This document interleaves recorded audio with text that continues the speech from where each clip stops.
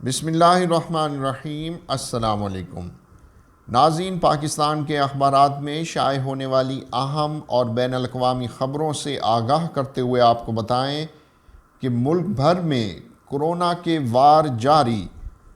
گزشتہ 24 گھنٹوں کے دوران کورونا سے ریکارڈ 157 اموات، 5908 نئے کیسز، مثبت شرح 11.27، فعال کیسز 86,529 ہو گئے۔ صورتحال انتہائی سنگین، تیسری لہر بچوں کے لیے بھی خطرناک قرار۔ اسلام آباد کے بعد لاہور سمیت پنجاب کے 5 اضلاع میں بھی فوج طلب۔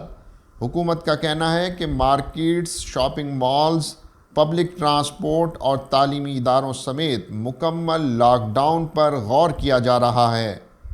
فیصلہ سب سے مشاورت کے بعد کریں گے۔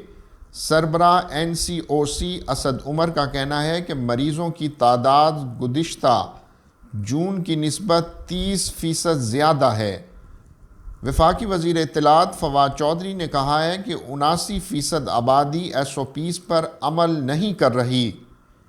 دستیاب آکسیجن کا 90% زیر استعمال درآمد بھی کر لیں تو معاملات سے نمٹنا مشکل ہو جائے گا۔ اور ناظرین، آپ کو بتائیں کہ کورونا کے وار جاری۔ اسلام آباد کے بعد لاہور سمیت پنجاب کے دیگر 5 اضلاع میں بھی فوج طلب کر لی گئی ہے۔ اور ناظرین، آپ کو ایک اور اہم خبر سے آگاہ کریں کہ کورونا نے پڑوسی ملک بھارت میں تباہی مچا دی۔ اسپتالوں میں آکسیجن کی قلت، مریض دم گھٹ کر مرنے لگے۔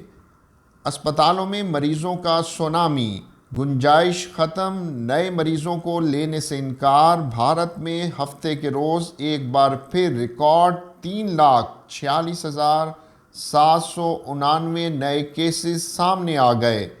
یہ اب تک ایک ہی روز میں کسی بھی ملک میں کیسز کا نیا عالمی ریکارڈ ہے۔ اسپتالوں نے طبی آلات اور آکسیجن کی فراہمی کے لیے عدالتوں سے رجوع کر لیا۔ اور ناظرین، آپ کو ایک مرتبہ پھر بتائیں کہ بھارت میں کورونا وائرس نے تباہی مچا دی۔ خیر سگالی کے طور پر پاکستان نے امداد کی پیشکش کر دی ہے۔ عمران خان کا بھارتیوں سے اظہار ہمدردی، متاثرہ افراد کی جلد صحت یابی کے لیے دعا۔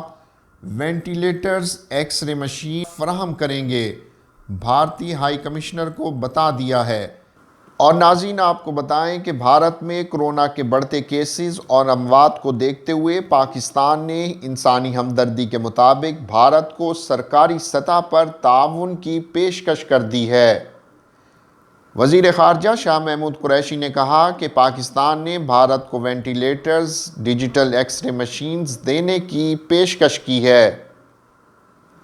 انہوں نے کہا کہ اس بارے میں بھارتی ہائی کمشنر کو آگاہ کر دیا گیا ہے۔